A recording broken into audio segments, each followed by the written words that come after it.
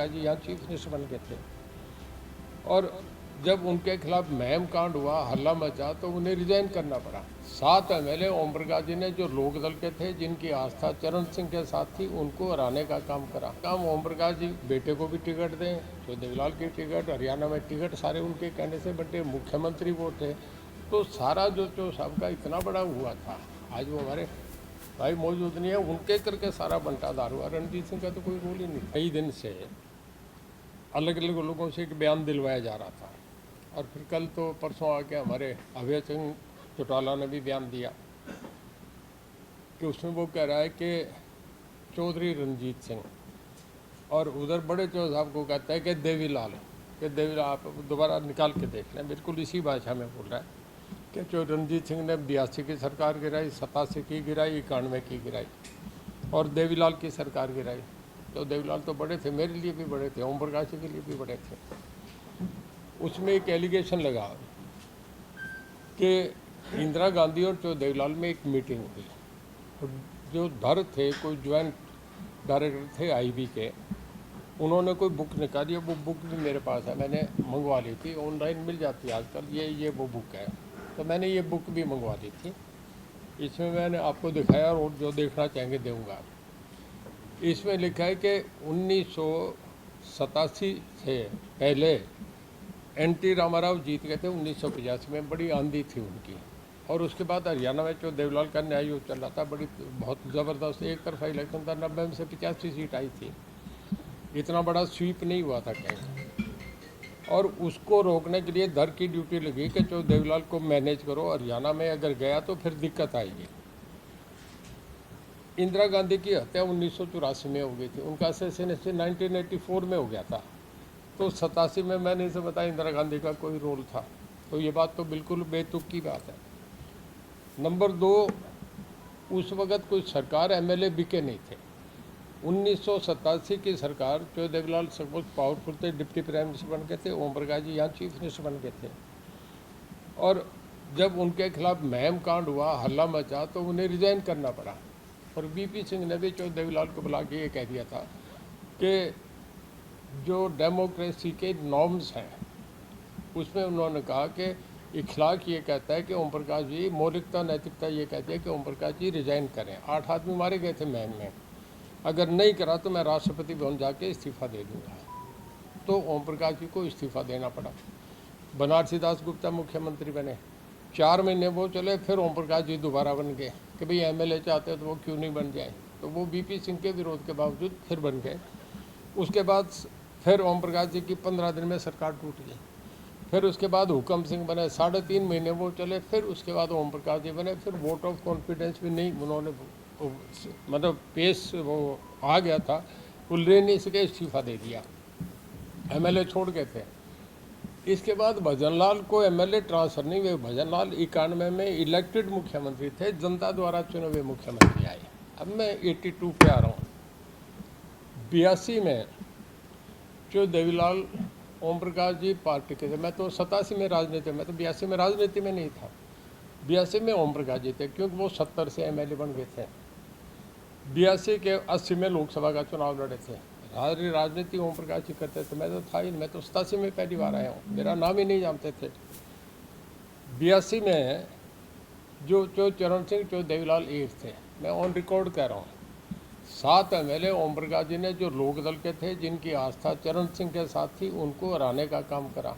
उनमें एक ओम प्रकाश बेरी थे, उसमें दूसरे बलबीर गरेवाल थे, तीसरे सतवीर सिंह मलिक थे, चौथे भीम सिंह दैया थे। आप उनसे, उनके हल्के में जो भी हल्का आदमी, कोई जाके किसी कॉन्स्टिट्यूंसी पूछे बता देंगे लोग।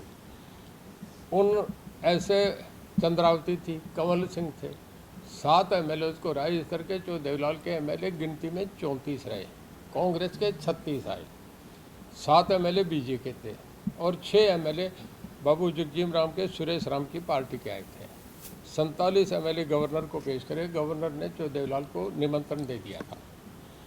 और उसके बाद अगले ही दिन, संडे के दिन, भजनलाल की औत हो गई थी। सारे एमएलए तेजाखेड़ा फार्म हाउस पे थे। एमएलए को चुनाव में ओम प्रकाश जी हरा रहे, सारे एमएलए तेजाखेड़ा फार्म पे, उनके यहाँ। मैं सिरसा रहता था, मेरा कोई रोल ही नहीं, मैं राजनीति में भी नहीं। अब फिर आगे 91 की बात आई। महम कांड ने पूरे देश का इतिहास बदल दिया। जो देवीलाल पार्लियामेंट्री बोर्ड के चेयरमैन, सारे हिंदुस्तान की टिकटें जो देवीलाल बांटे।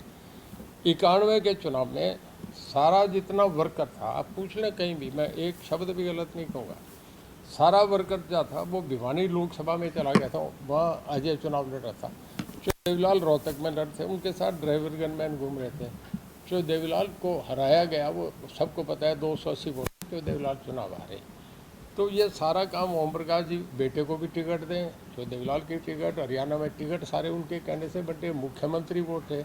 तो सारा जो सबका इतना बड़ा हुआ था, आज वो हमारे भाई मौजूद नहीं है, उनके करके सारा बंटाधार हुआ। रणजीत सिंह का तो कोई रोल ही नहीं था। तो मैं ये बात क्लियर करने के लिए कि पब्लिक में इतना इशू चला गया, तो मैं अपने आप को क्लियर करूँ कि जो ये किताब में छपा है वो इंदिरा गांधी कहते हैं, ये तो सामने है सबके, देखो तो 1984 में हो गई थी। और उसके बाद जो देवीलाल की आंधी तो 87 में आई है, उसमें ये लिखा हुआ है कि उनकी आंधी रोकने के लिए करा। तो ये सारी बातें बेकायदे के हैं कि रिटायर्ड अफसर को पता नहीं, उसको अपना मेमोरी का उसको ध्यान नहीं। और मैं तो ये भी समझता हूँ मॉरली, एथिकली जो आदमी इस इंटेलिजेंस पोस्ट पे इतनी बड़ी पोजीशन पे रहा हो, उसको कभी देश के लिए क्या क्या घट रहा है उनके सामने कभी लिखनी भी, बतानी भी नहीं चाहिए। सरदार पटेल पे कितने किस्से होंगे, उन्होंने तो एक भी नहीं लिखा, किसी ने भी, जवाहरलाल नेहरू ने भी कभी नहीं लिखा। आपकी जिम्मेदारी है, देश आपका है, कोई भी आदमी ये बात नहीं करता। पैसे के लेन देन की बात तो नहीं की गई थी, लेकिन मोटा पैसा जो है, हाँ नहीं लिखा है। मैं ये कह रहा हूँ कि अब मैं वही बात कह रहा हूँ, जो ये मैंने बताया 87 के हाउस में खुर्शीद अहमद नहीं थे, बनारसी दास गुप्ता तो खुद चीफ मिनिस्टर थे।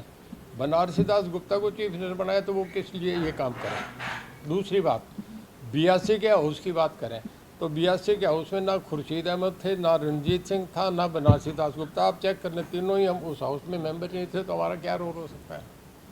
एक मीटिंग की बात की, उसके बाद आपका रोल तो उसमें बात में जो है दर्शाता है कि ये तीनों लोग जो है, तीनों लोगों ने उसके साथ तो खुर्शीद अहमद हमारे हाउस के मेंबर नहीं थे, किसी हाउस में ही हमारे साथ नहीं थे, तो उनका कोई रोल नहीं। खुर्शीद अहमद कहीं थे नहीं। बनारसी दास गुप्ता जी 87 के हाउस में थे हमारे साथ। बनारसी दास गुप्ता जो लोकदल है वो भी ज्वाइन जब करते हैं जब सबका न्याय युद्ध चल रहा था, चुनाव से 6 महीने पहले बनारसी दास गुप्ता अपना ये इनेलो ज्वाइन करते हैं, लोकदल ज्वाइन करते हैं, जब जनता दल था। कुछ नहीं, इसमें एक लाइन पढ़ के जिसमें ये है कि उसमें ये लिखा है कि जो देवीलाल की और इंदिरा गांधी की लिफ्ट में मीटिंग कराई उसने, ये इस किताब में लिखा है। लिफ्ट में मीटिंग कराई जब 87 में जो देवीलाल की जब आंधी थी तो इंदिरा गांधी तो थी नहीं, मीटिंग कहाँ हुई। देखिए किसी ऑफिसर को अपनी मेमोरी भी उसके साथ ना, उसको ध्यान नहीं हो कब कहाँ की बात कहाँ जोड़ रहा है, कहीं हुई नहीं, कोई ऐसी घटना थी नहीं। कभी जो देवीलाल मिले ही नहीं, कभी मिले ही नहीं। मैं आपसे बताऊँ 87 की बात है, मैं आपको गवाही देता हूँ। विनोद शर्मा मेरा दोस्त है, मेरा क्लास फेलो रहा है, हम इकट्ठे ही पढ़े थे चंडीगढ़ में, पिकेटली वाले। 87 में वो कहने लगा कि जो देवीलाल से राजीव जी मिलना चाह रहे हैं, और वो मेरे पास चल के, CM हाउस की बात है, तो उन्होंने ये कभी विनोद शर्मा से पूछना, गलत हो तो मुझे 1 मिनट में बुला लेना।